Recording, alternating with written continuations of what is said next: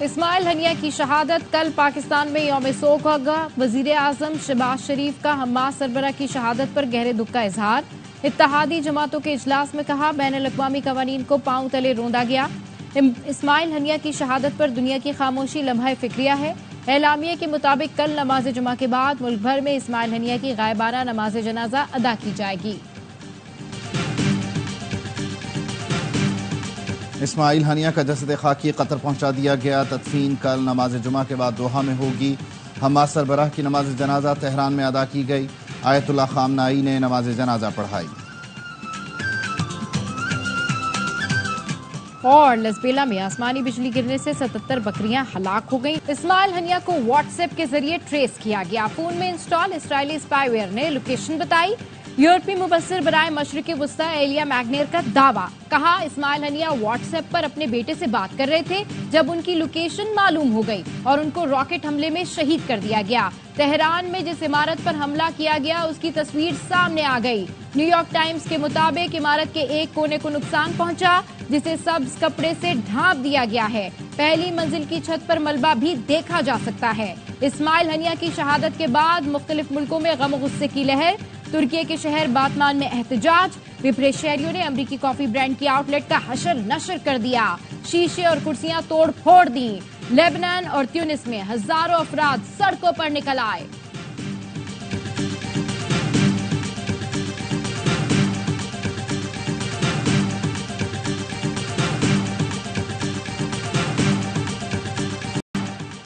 لاہور میں بارش کا 44 سالہ ریکارڈ ٹوٹ گیا۔ موسلادھار بارش نے شہر ڈبو دیا۔ سب سے زیادہ 360 ملی میٹر بارش ایئرپورٹ کے علاقے میں ریکارڈ کی گئی۔ نظام زندگی درہم برہم۔ سڑکوں پر کئی فٹ پانی، انڈر پاسز بھی بھر گئے۔ گاڑیاں پانی میں بند ہو گئیں۔ گلیاں تالاب میں بدل گئیں۔ پانی گھروں میں داخل۔ سروسز اور جنرل ہسپتال میں بھی پانی جمع ہوا۔ مریضوں اور تیمارداروں کو شدید مشکلات کا سامنا رہا۔ نیشنل پارک اسپورٹس کمپلیکس میں بھی گھٹنوں گھٹنوں پانی جمع رہا۔ حادثات میں 2 بچوں سمیت 3 افراد جاں بحق، 15 زخمی۔ راولپنڈی میں بارشوں سے نشیبی علاقے زیر آب۔ رین ایمرجنسی نافذ۔ برساتی نالے میں لڑکی ڈوب کر جاں بحق، 8 گھنٹے بعد لاش نکال لی گئی۔ لڑکی اسکوٹی چلاتے ہوئے نالے میں گر گئی تھی۔ کراچی میں وقفے وقفے سے بارش، درجہ حرارت میں کمی۔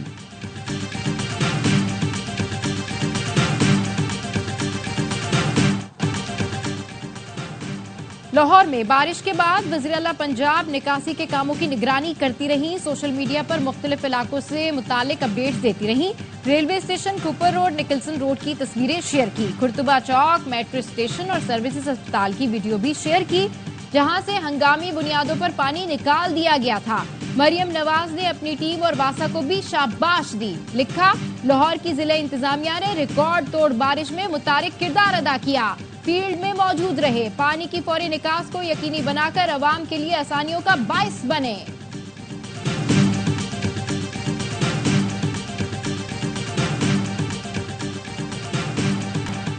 اپریل 2019 میں لیفٹیننٹ جنرل فیض حمید نے جون تک پنجاب حکومت، دسمبر میں وفاقی حکومت لینے کی پیشکش کی۔ وزیر دفاع خواجہ آصف کا انکشاف، کہا 20 منٹ کی یہ ملاقات جنرل باجوہ کے سسر کے گھر پر ہوئی۔ فیض حمید نے کہا تھا ہم بانی پی ٹی آئی سے تنگ آ چکے، بانی پی ٹی آئی ایکسپوز ہو گئے ہیں۔ پاکستان تو کیا دنیا میں کوئی ایک آدمی بتا دیں جو ان پر اعتبار کرتا ہو۔ نون لیگ فوج اور عوام میں فاصلے بڑھا رہی ہے۔ اپوزیشن لیڈر عمر ایوب کا کہنا ہے نواز شریف جسٹس بندیال کے دور میں واپس نہیں آئے۔ قاضی فائز عیسیٰ چیف جسٹس بنے تو نواز شریف بھی واپس آ گئے۔ مطالبہ کیا چیف جسٹس سپریم کورٹ بانی کے مقدمے نہ سنیں۔ سپریم کورٹ کے چیف جسٹس ہمارے کیس نہ سنیں۔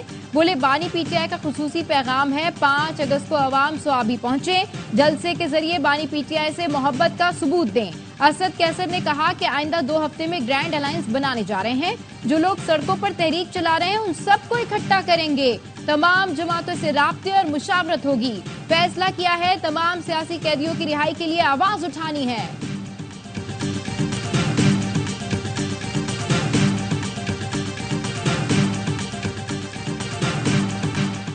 پی ٹی آئی کو فوج سے کس بات کے مذاکرات کرنے ہیں؟ فوج میں بھی پھر سیاست میں مداخلت کی سوچ نہیں ہوگی۔ وفاقی وزیر احسن اقبال کا انٹرویو، کہا فوج پی ٹی آئی مذاکرات پر کوئی پریشانی نہیں. پی ٹی آئی پر پابندی لگے یا نہ لگے یہ طے ہے کہ اس نے ریاست پر حملہ کیا. اس طرز سیاست پر امریکہ اور برطانیہ بھی کسی جماعت کو سیاسی کردار کی اجازت نہیں دیں گے. طلال چودھری نے کہا کبھی سپاہ سالار تو کبھی منصف اعلیٰ پسند نہیں. یہ چاہتے ہیں انہیں منصف اعلیٰ ایسا ملے جو انہیں گڈ ٹو سی یو کہے. بانی پی ٹی آئی کچھ عرصہ نظریں جھکاتے ہیں پھر ویسے ہی ہو جاتے ہیں. انہوں نے توشہ خانہ میں وہ کام کیا جو درجہ تحرم کا ملازم نہ کرے.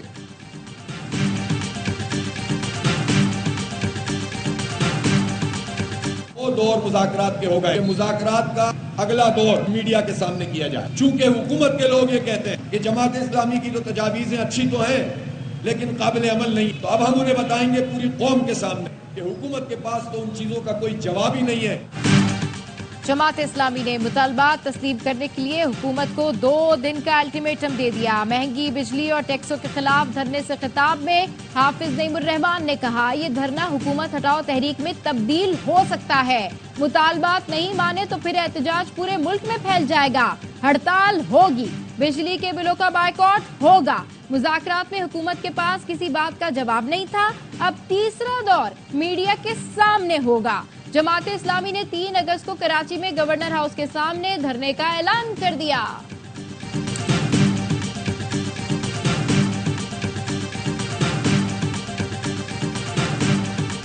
اگر کوئی سمجھتا ہے کہ وہاں دھرنے سے اعلان کر کے ہم اٹھ جائیں گے, دیکھیے یہ مناسب طریقہ کار نہیں ہے.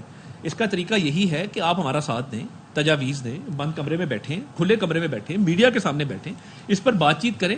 مگر میری ان سے درخواست ہوگی کہ آپ احتجاج ختم کر دیں. آئی پی پیز کا مسئلہ سیاسی نہیں, معاملے پر مشاورت جاری ہے. جماعت اسلامی احتجاج ختم کرے, آئے بیٹھے بات کرے. وزیر اطلاعات عطا تارڑ کی پریس کانفرنس, کہا سستی بجلی سب کا ایجنڈا ہے. کچھ لوگ اس معاملے کو سیاسی مقاصد کے لیے استعمال کرنا چاہتے ہیں. ایم کیو ایم رہنما مصطفیٰ کمال بولے آئی پی پیز کے معاملات معیشت کا سب سے گہرا زخم ہے. وزیر اعظم نے یقین دلایا ہے کہ اس پر کام کر رہے ہیں. امید ہے بہت جلد عوام کو خوشخبری ملے گی.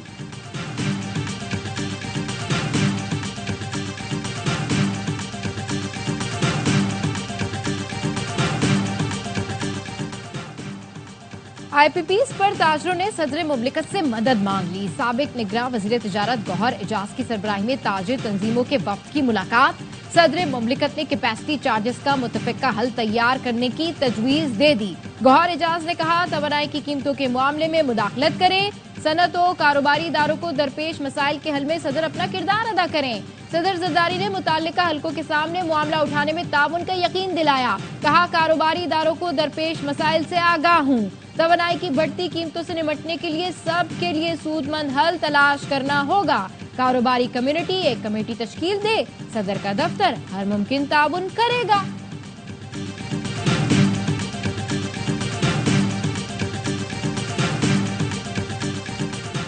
توانائی سیکٹر کی جانب سے 5 بڑے پاور ہاؤسز کو ٹیکس فری ادائیگیوں کا انکشاف.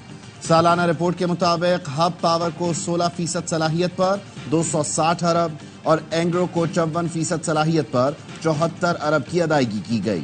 لکی گروپ کو 28% صلاحیت پر 62 ارب روپے, سفائر کو 34% پر 34 ارب روپے ادا کیے گئے. صنعت کار میاں منشا کے پاور ہاؤسز 13% صلاحیت پر چلے جن کو سالانہ 25.6 ارب ادا کیے گئے. وزارت توانائی ذرائع کا کہنا ہے آئی پی پیز کو معاہدے کے تحت ادائیگیاں ہوتی ہیں. کوئی بے ضابطگی ہے تو سامنے لائی جائے, کارروائی ہوگی.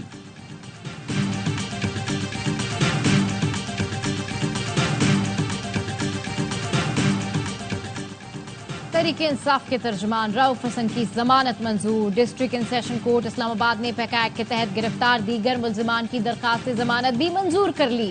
ملزمان کو 50,000 روپے کے مچلکے جمع کرانے کا حکم. ایف آئی اے پروسیکیوٹر نے کہا 100 سے زائد واٹس ایپ گروپ چل رہے تھے جن سے اشتعال پھیلایا جاتا تھا. بھارت سے بات کر کے بیانیہ بنایا جاتا ہے. فرقہ وارانہ مہم بھی چلائی جاتی ہے. بانی پی ٹی آئی اور بشرا بی بی کی توشہ خانہ کے نئے ریفرنس میں گرفتاری کے خلاف درخواست. اسلام آباد ہائی کورٹ نے نیب کو نوٹس جاری کر دیا. 8 اگست تک جواب طلب. بانی پی ٹی آئی کے خلاف پرانے ریفرنس میں چارج شیٹ عدالت کے سامنے پیش. وکیل نے کہا پہلے توشہ خانہ میں سزا ہو چکی, اسی پر اب نیا کیس بنا دیا گیا. پہلی سزا کی فرد جرم میں تمام 108 تحائف کا ذکر کیا گیا۔ جسٹس گل حسن اورنگزیب بولے وہ کیس گراف جیولری کی حد تک تھا، نیب نے پہلے بھی جیولری سیٹ مانگا تھا، آپ نے نہیں دیا، اب بھی آپ تحائف پیش نہیں کر رہے۔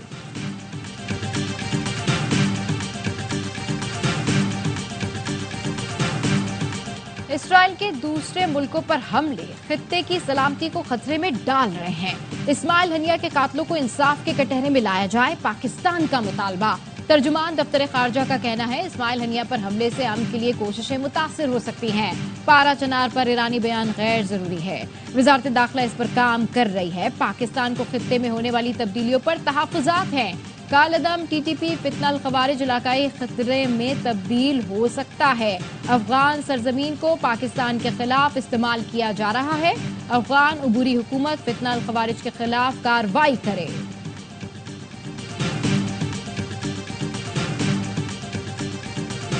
کہتے ہیں جی وہ ڈیٹ ٹریپ ہو گیا، پاکستان پتہ نہیں کدھر چلا جائے گا۔ میں کہتا nothing will happen, just don't worry.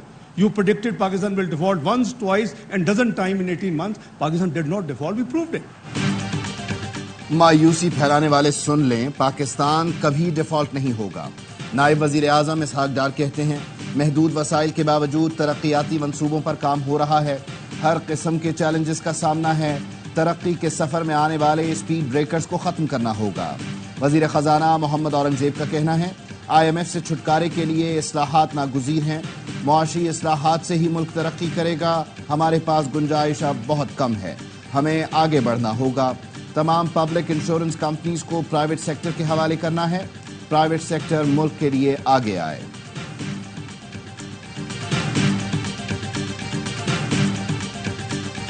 Promoting our capacity to produce more in agriculture items which are great demand in China, can then export to China, meeting Chinese requirements in terms of quality, every sense of your demand. Pakistan اور چین میں صنعتی تعاون وقت کا تقاضا ہے۔ مشترکہ منصوبوں سے چینی صنعت کی پاکستان منتقلی فائدہ مند ثابت ہوگی۔ وزیر اعظم کی اعلیٰ چینی وفد سے گفتگو۔ شہباز شریف نے کہا چینی وفد کے دورے سے پاکستان میں سرمایہ کاری کو فروغ ملے گا، صنعت، زراعت اور خصوصی اقتصادی زونز میں تعاون بڑھے گا، دونوں ملکوں میں کان کنی اور آئی ٹی کے شعبے میں ترقی ہوگی۔ چینی شہریوں کو مفت ویزا فراہمی کا اطلاق 14 اگست سے ہوگا۔ بشام واقعے کے بعد چینی بھائیوں کی سیکیورٹی مزید بہتر کی گئی ہے۔ وزیر اعظم شہباز شریف سے دولت مشترکہ کی سیکرٹری جنرل کی ملاقات۔ وزیر اعظم نے مشترکہ دلچسپی کے امور، نوجوانوں کو بااختیار بنانے کے عزم کا اعادہ کیا۔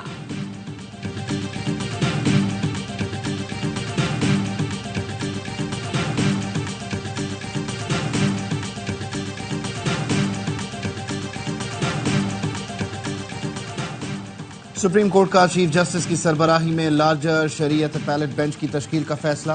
5 رکنی اپیلیٹ بینچ میں جسٹس نعیم اختر افغان، جسٹس شاہد بلال حسن، ڈاکٹر خالد مسعود اور ڈاکٹر قبلہ ایاز شامل ہوں گے۔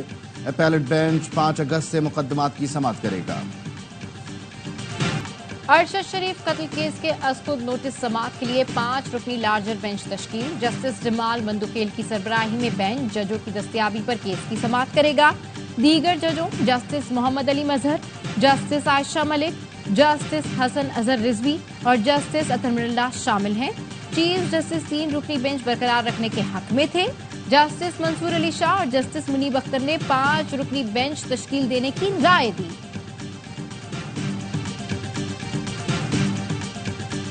سلطان رئی کے ڈائلاگ سے یا بدماشی سے آپ ایک دفعہ تو پیسے مانگتے بھی اور ریکویسٹ بھی کرتے ہیں اور بھی مانگتے ہیں اور کہتے ہیں بدماشی بھی کروں گا۔ اگر 10 سال آپ کی حکومت تھی تو آپ نے خزانے کے ساتھ کیا کیا؟ سلطان راہی کے ڈائلاگ مار کر عوامی مسائل حل نہیں ہوں گے۔ وزیر اعلیٰ کے پی زمین نہ بیچیں، ہم صوبے کا تحفظ کریں گے۔ 10 سال کے پی میں آپ کی حکومت تھی تو خزانے کے ساتھ کیا کیا؟ گورنر خیبر پختونخوا فیصل کریم کنڈی نے وزیر اعلیٰ کے پی کو آڑے ہاتھوں لے لیا۔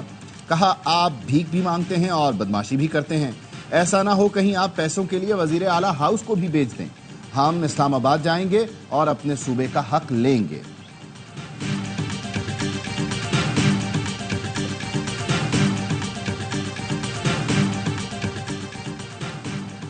سندھ हुकूमत का कमर्शियल गाड़ियों की डिजिटलाइजेशन और ऑटोमेशन का फैसला। सीनियर सूबाई वजीर शर्जील इनाम मेमन कहते हैं महकमे को प्रोविंशियल ट्रांसपोर्ट अथॉरिटी से सॉफ्टवेयर के जरिए मुंसलिक किया जा रहा है। रूट परमिट्स और रिन्यूअल के निज़ाम को ऑनलाइन किया जा रहा है। ट्रांसपोर्ट से मुताल्लिक अवामी शिकायती मरकज भी जल्द कायम किया जाएगा। सादिकाबाद में शहीद होने वाले सब इंस्पेक्टर समेत 4 अहलकारों की नमाज जनाजा अदा कर दी गई। आईजी पंजाब का कहना है पुलिस अफसर और जवानों ने आवाम के जान माल के तहफ़्फ़ुज़ के लिए जान कुर्बान की। पुलिस कच्चे के डाकुओं और शरपसंद अनासर को कैफरे किरदार तक पहुंचाएगी। कच्चे में पुलिस मुकाबलों के मुकदमात दर्ज। टीएलपी की जानिब से चकवाल के सहाफ़ी को धमकियां देने पर human rights commission of Pakistan का इजहार तशवीश।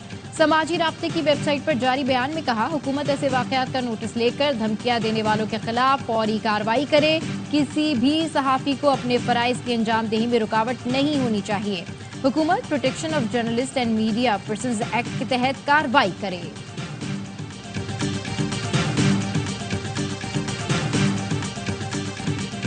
जंगी जुनून में मुब्तला इसराइल को रोकने वाला कोई नहीं। गजा में फलस्तीनियों का कत्लेआम जारी। सेहूनी फौज ने 24 घंटे में मजीद 35 फलस्तीनी शहीद कर दिए, दर्जनों जख्मी। खान यूनुस में पनाह गुज़ीन कैंप, हस्पताल और स्कूल इसराइली फोर्सेस के निशाने पर हैं। रफा की खैमा बस्ती पर भी हमले जारी। शहीद फलस्तीनियों की मजमूई तादाद 39,480 हो गई। 91,000 से ज्यादा जख्मी हैं। खालिस्तान रहनुमा गुरपतवंत सिंह पन्नू के कत्ल की दूसरी भारतीय साजिश बेनकाब। गुरपतवंत सिंह के कत्ल की नई साजिश के इल्जाम में 5 भारतीय गिरफ्तार। ब्लूमबर्ग की रिपोर्ट के मुताबिक कनाडा में सिख रहनुमा के बेटे की शादी में गुरपतवंत सिंह को निशाना बनाया जाना था। सिख रहनुमा ने आखिरी मौके पर शादी में शिरकत न करने का फैसला किया। कत्ल की साजिश में मुलविस रॉ के एजेंट निखिल गुप्ता अमेरिका की हिरासत में हैं।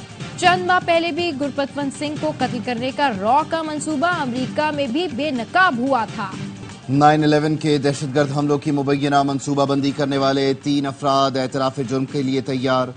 खालिद शेख मोहम्मद, वलीद मोहम्मद सालेह मुबारक और मुस्तफ़ा अहमद गुज़श्ता कई सालों से ग्वांतानामो बे में बगैर किसी मुकदमे के कैद हैं। अमरीकी मीडिया के मुताबिक तीनों अफराद अपना जुर्म कबूल करेंगे। मुआहिदे के मुताबिक मुजरिमों की दरख्वास्तों के बदले उन्हें सजाए मौत नहीं दी जाएगी।